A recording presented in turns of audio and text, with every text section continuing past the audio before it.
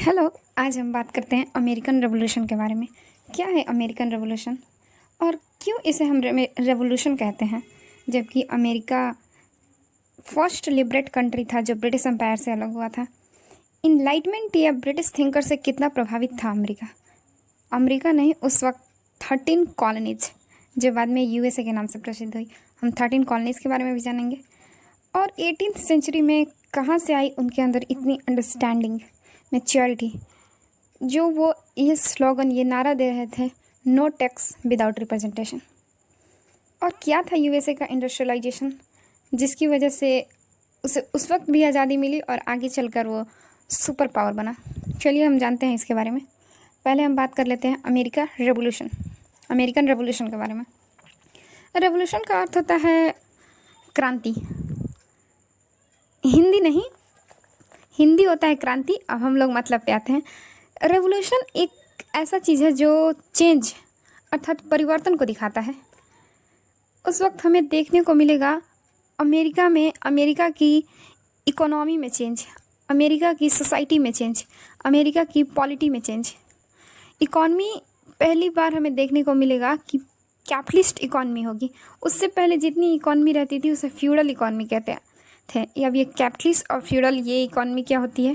Capitalist economy उसे कहते हैं जो मेनली बेस्ड होती है कि वो अपने पैसे लगाएगी और सामान को बनाएगी और बेचेगी, और उससे जो अर्न होगा वो उसका प्रॉफिट होगा। इसमें मनी इकॉनमी भी आता है। ऐसे हमारे देश में आप समझ सकते हैं जो बड़े बड़े बिजनेसमैन हैं उन्हें हम कैपिटलिस्ट कहते हैं। मुकेश अंबानी, गौतम अडानी, इनसे आप अंदाज़ा लगा सकते हैं कि कैपिटलिस्ट क्या होता है। और जो ये फ्यूडलिज्म है ये मेनली बेस्ड होता है एग्रीकल्चर इकॉनमी से कहते हैं। जो देश में एग्रीकल्चर रहता है उस पर मेनली उसकी इकॉनमी डिपेंड करती है, उसको फ्यूडल इकॉनमी या एग्रीकल्चर इकॉनमी कहते हैं। तो इकॉनमी में हमें चेंज देखने को मिला। उसके बाद हमें सोसाइटी में चेंज देखने को मिलेगा। एक ऐसा क्लास जिसे मिडिल क्लास के नाम से जानते हैं पहली बार अस्तित्व में आएगा, और वो मिडिल क्लास होता है कैपिटलिस्ट की वजह से। कुछ ऐसा क्लास जिसके पास, जो खेती से जुड़ा हुआ नहीं है, जो ज़मींदार भी नहीं है, लेकिन उसके पास पैसे हैं, और वही कैपिटलिस्ट क्लास या मिडिल क्लास है।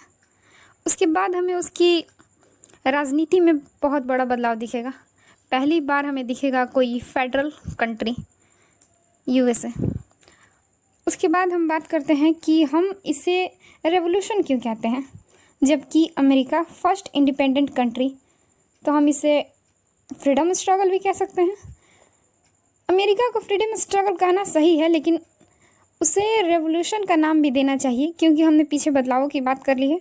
रेवोल्यूशन एक चेंज कोऑर्डिनेट करता है, जो हमें देखने को मिला अमेरिका में उस संघर्ष में। और ये पहली कॉलोनी थी जो ब्रिटेन से आज़ाद हुई, इसलिए इसे स्ट्रगल, इंडिपेंडेंट स्ट्रगल भी कह सकते हैं। उसके बाद हम बात करते हैं कि कहाँ से आई उन लोगों में इतनी समझ जो नो टैक्स विदाउट रिप्रेजेंटेशन का स्लोगन दे रहे हैं। उस वक्त अमेरिका, जो आज हम अमेरिका देखते हैं, वैसा बिल्कुल नहीं था। उस वक्त अमेरिका की केवल 13 कॉलोनीज थी, छोटे छोटे 13 प्रांत थे, और 13 कॉलोनीज को चलाने वाले अलग अलग गवर्नर को नियुक्त किया जाता था ब्रिटेन के द्वारा। जैसे हमारे इंडिया में केवल एक ही गवर्नर आते थे, ऐसा वहाँ पे बिल्कुल नहीं होता था।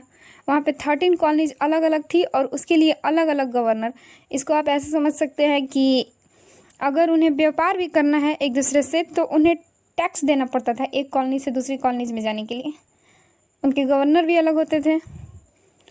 उस वक्त जो लोग थे वो ब्रिटिश की एक पॉलिसी थी, मर्केंटाइल पॉलिसी, इससे परेशान थे। और अमेरिका में उनका जो एक इंडस्ट्री था, शिपिंग इंडस्ट्री, वो ग्रो कर रहा था। मर्केंटाइल पॉलिसी में सीधे ये होता है कि देश केवल अपने मुनाफे के बारे में सोचेगा, उसे किसी और चीज़ से कोई मतलब नहीं है। वो उस चीज़ की सप्लाई नहीं करेगा मार्केट में जिसकी डिमांड है, वो उस चीज़ की सप्लाई करेगा जो उसके देश में मैक्सिमम बन रहा है, ताकि वो अधिक से अधिक देशों को कैप्चर कर सके, अधिक से अधिक देशों में फैल सके, अधिक से अधिक पैसा कमा सके। इसमें आप चाइना का एग्जांपल ले सकते हैं।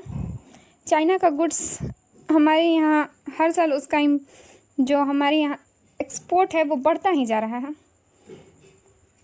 और ये उसकी हमारी ज़रूरत की चीज़ों की वजह से ऐसा होते हुए हमें दिखता है। और और हम बात करते हैं कि क्या थी उस वक्त ब्रिटेन का नेविगेशन एक्ट, जिसकी वजह से अमेरिका ने ये स्लोगन दिया और वो आज़ादी के लिए मांग करने लगा। उस वक्त नेविगेशन एक्ट ये कहता था कि जितनी भी शिप्स हैं इंपोर्ट या एक्सपोर्ट के लिए यूएसए ब्रिटेन की शिप का इस्तेमाल करेगा। लेकिन इसमें प्रॉब्लम ये थी कि उनकी इंडस्ट्री बढ़ रही थी, उसमें भी कुछ ऐसे लोग थे जो चाह रहे थे कि पैसा हमारे पास भी है, आए हम भी ग्रो करें।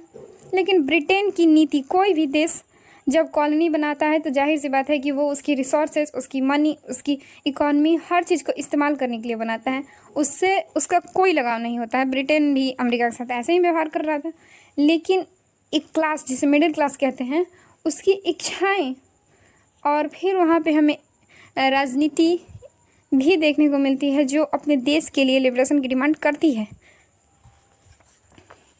उसके बाद हम बात करते हैं उस नेविगेशन एक्ट में ये लिखा था कि ब्रिटिश का शिप होना चाहिए, नहीं तो 75% ब्रिटिश एम्प्लॉय होने चाहिए।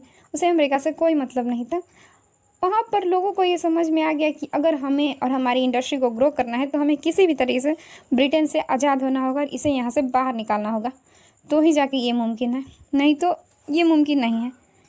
फिर उस वक्त उन्होंने अपनी एकता दिखाई, 13 कॉलोनीज एक हुई और उन्होंने ब्रिटिश के खिलाफ कह दिया नो टैक्स विदाउट रिप्रेजेंटेशन, कि आप हमसे कोई टैक्स ले भी नहीं सकते, हम पे कोई एक्ट थोप भी नहीं सकते। उसके बाद ब्रिटेन से उनका संघर्ष होता है 1776, 4 जुलाई 1776। इसको हम अमेरिकी स्वतंत्रता की शुरुआत मानते हैं। ऐसे ही देखते हुए और हम बात करते हैं अभी अमेरिका की इंडस्ट्रियलाइजेशन पे भी।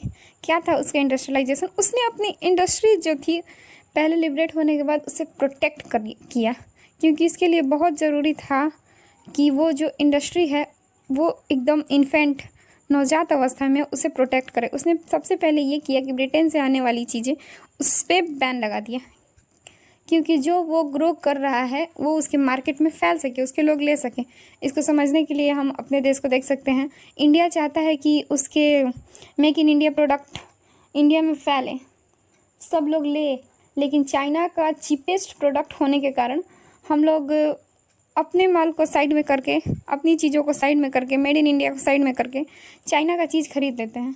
लेकिन आज इंडिया वैसा नहीं कर सकता है जैसे अमेरिका ने किया है, क्योंकि आज हम सभी वर्ल्ड ट्रेड ऑर्गेनाइजेशन WTO एक संस्था है, उससे जुड़े हुए हैं।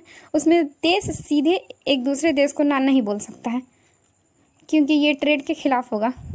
लेकिन फिर भी इंडिया हमारी इकॉनमी को प्रोटेक्ट करने के लिए, हमारे लोगों को बढ़ावा देने के लिए मेड इन इंडिया का कैंपेन चल रहा है।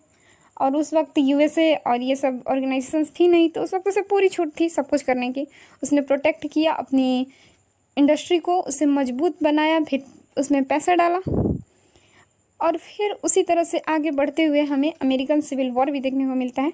अमेरिकन सिविल वॉर के बारे में हम आगे चर्चा करेंगे। तब तक के लिए थैंक यू सो मच।